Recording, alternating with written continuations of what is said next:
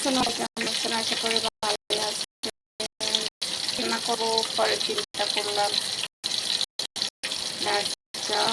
রান্না করবো আর একটু ঝাল ঝাল মাছের ঝোল করবো।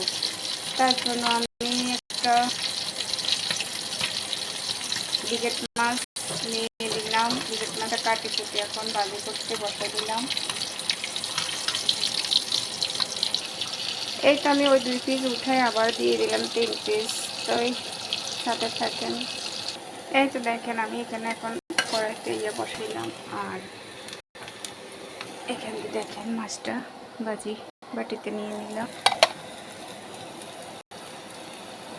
তো এখানে আমি একটু পানি দিয়ে মশলাটা কষানোর জন্য দিয়ে দিলাম।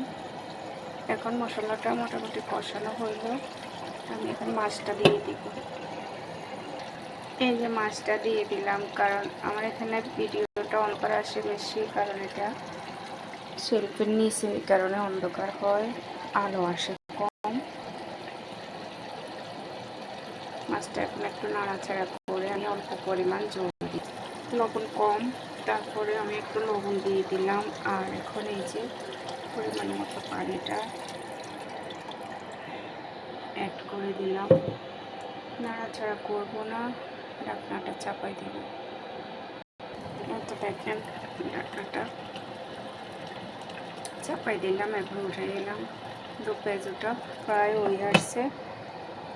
এই তো দেখেন মাছের ঝোলটা করে নিলাম। এখন আমি পেঁপেটা চুলায় বসাই দিই। এখানে আমি পেঁপে বসাবো মাছের মাথা দিয়ে, আর একটু তেল হলুদ দিয়ে মাছটাকে একটু হালকা নাড়াচাড়া করে ভাজার মতো করে নেব। তারপরে পেঁয়াজ হালকা দিয়ে পেঁপে রান্না করতে মশলা তেমন একটা কিছুই লাগে না, হালকা হালকা লাগে। তো আর কি সাথে থাকেন। এখানে আমি যা যা লাগার সব দিয়ে একটু পানি দিয়ে এখন কষাই নেব ঢাকনা দিয়ে, তারপরে আমি পেঁপেটা অ্যাড করব। এই দেখেন মাছটা কিন্তু কষানো মোটামুটি হয়ে গেছে মাথাটা। আর এই যে আমার পেঁপে কাটা পেঁপেটা দিয়ে দিই।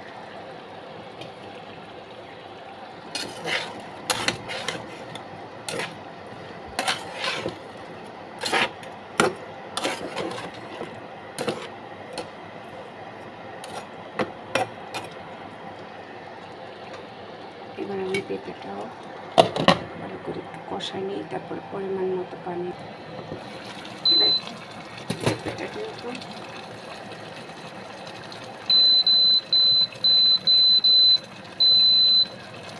কষানো হয়ে গেছে।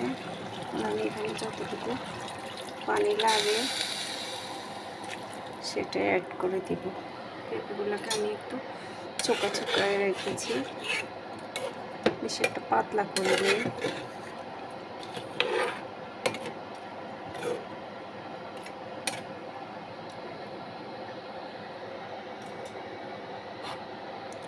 ঢাকনা চাপা দিই। এইটা দেখেন পেঁপের ঝোলটা আমার হয়ে যাচ্ছে।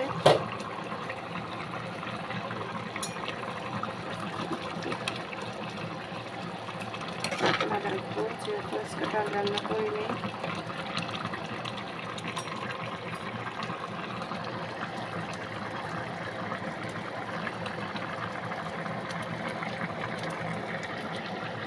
তো আর কি সবাই ভালো থাকবেন, সুস্থ থাকবেন। আমার রেসিপিগুলো যদি ভালো লাগে, শর্টকাট রেসিপিতে সবাই প্লিজ লাইক কমেন্ট করতে ভুলবেন না। ভালো থাকবেন, আল্লাহ হাফেজ।